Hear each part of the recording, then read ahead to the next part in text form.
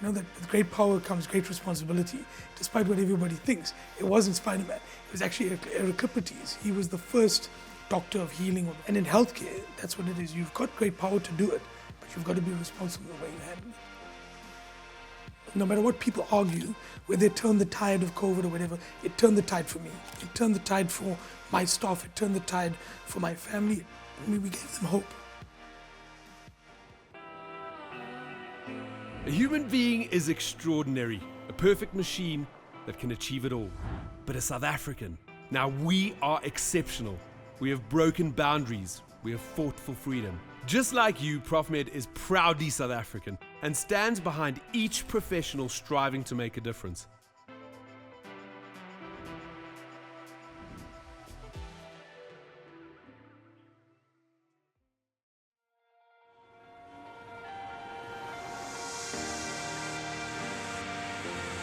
Welcome back to the 2024 season of the We Are South African series brought to you by Profmed.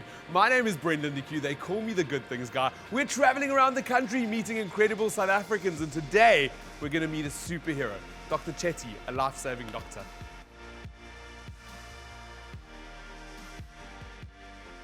I tell this to the medical students that I train, is that it's almost like falling in love.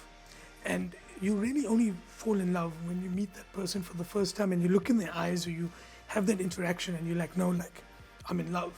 And for me, it was walking into a theater knowing that I wanted to be a surgeon. 2020 hits, and all of a sudden, the whole world sort of lost balance. You know, it wasn't Spider-Man that says it. You know, that with great power comes great responsibility. Despite what everybody thinks, it wasn't Spider-Man. It was actually repurposed. He was the first doctor of healing. And in healthcare, that's what it is. You've got great power to do it, but you've got to be responsible the way you handle it. That second wave that hit Durban specifically was in December. The numbers that were coming through were shocking. And the biggest problem was we didn't have beds. So we didn't have the facilities to handle that wave. It was just a cataclysmic wave because it hit us so quickly. And it was that period specifically where I'd walked into the office and I was looking down at the street and I could just see queues of people. Some of them were just lying there, like literally on the side of the street, holding their chest, trying to get oxygen in. It was at that point that I thought, what can we do? Why did I join healthcare? I joined healthcare because my biggest fear is being helpless. At that situation, I felt helpless. We couldn't do our elective cases where most of us get most of our work. So in essence, if we weren't doing many theatre cases, the theatre staff weren't working either. So basically what we decided to do was take the dormant areas in the hospital. We needed staff, we needed somewhere to do it, and we needed the equipment. So the equipment is easy. I mean, I gave a call to the Gift of the Givers. They came through and they donated a whole lot of ventilators for us. They dropped off like about 200 of that in the space of like 5 hours. My hospital had a specific ward that was designed for respiratory infections. And we used it for TB and MDR, but because of COVID, that ward was completely empty. It all fell into place that we had this ward, this state-of-the-art ward in which we could admit patients to. The theatre nurses, the staff and things, it was a voluntary process. Yes, it's going to be dangerous. Yes, we're going to do our best to protect everyone, but people need help. And are we willing to help? Not one of them said no. Everybody stood up to be counted. We had a full theatre staff, we had a full nursing staff, we had a full clinical staff. Till today, it still sends shivers, and I still cry about it when I think how people just really came out to help, because I wasn't expecting it. I wasn't expecting that support. But what about you and your team? How did you cope with that mental stress? You know, I don't think we really have ever gotten over of what we've been through.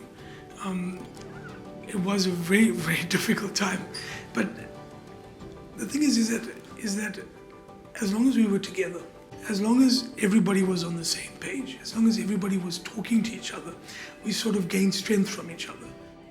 No matter what people argue, whether they turn the tide of COVID or whatever, it turned the tide for me. It turned the tide for my staff. It turned the tide for my family. We gave them hope. Look at what's happening currently in the world. It's not right. We've never been more divided since World War II. I mean, all this conflict, all this anger, but yet we don't remember just 2-3 years ago, we were all standing, fighting one common goal, just for survival.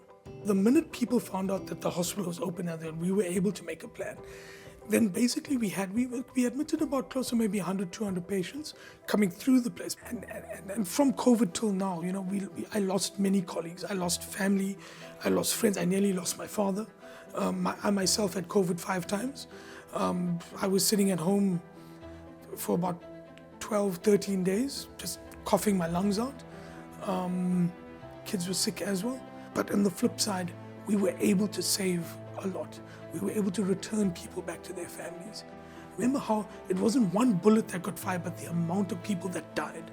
And the fact that we beat that. Beat that with community, we beat that as a collective, we beat it as a population on this planet. We were able to open up models of the same unit that was happening at City, all the other hospitals, so Isipingo, Durdok, which is just up further in central Durban, Richards Bay, and our Rabomed hospitals. So we were able to open up these units and basically create the model.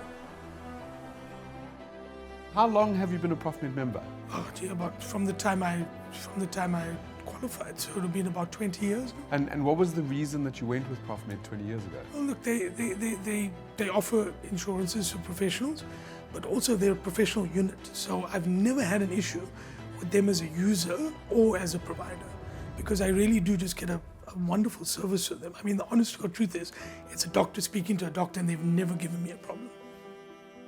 So we speak about it takes a village, and your village are a group of superheroes. I know you called yourself and you said you're not superheroes, you're just doing your job. But really, in the eyes of me, I believe that all of you are superheroes, and you are surrounded by an incredible team of superheroes. Sometimes when I walk through City, or if I meet somebody who was in that ICU, especially the staff, they sometimes see me and it's almost like our eyes meet, and we remember that time. One voice, one hand, one goal. You've got to have people around you, and you've got to have people that are going to be your structure, your bricks in that wall that'll hold your house up. And my nurses, right down to every single one of them, I remember them, I know them, I'm always looking out for them. I am their greatest supporter and their greatest advocate. You also have a fantastic team at home that are propping you up and giving you all the love and helping you with your mental health as well. Yeah, they just helped with my mental health from the beginning. So every time I used to come home, I used to always develop these scars across my thing. I think I still have them now. And just getting a hug from my daughter, because we couldn't hug, we couldn't touch each other. So I had to leave all my scrubs and stuff outside, which is still a rule now. And the minute I come out that shower, I got this hug from my daughter. And then, my son would give me a high five, She would put cream on my face to moisturize, because she didn't want dad's nose to be dry all the time. My son would just sit there and just constantly talk to me. We'd build Lego. And he could see I was under a lot of stress. And my wife was just my biggest support. I mean, she literally made sure she would send food, she would send coffee, she would send everything. She would make sure, she allowed me the time away from home to give my time to my patients, my friends, my family, and most of all, that unit. And that's the kind of person, and that's the kind of support that you need if you're going to go through something like this. Another inspirational We Are South African story. Dr. Chetty and his team showcase resilience, humanity, teamwork, and a lasting legacy. Just absolutely incredible. Join us next time when we bring you another We Are South African story.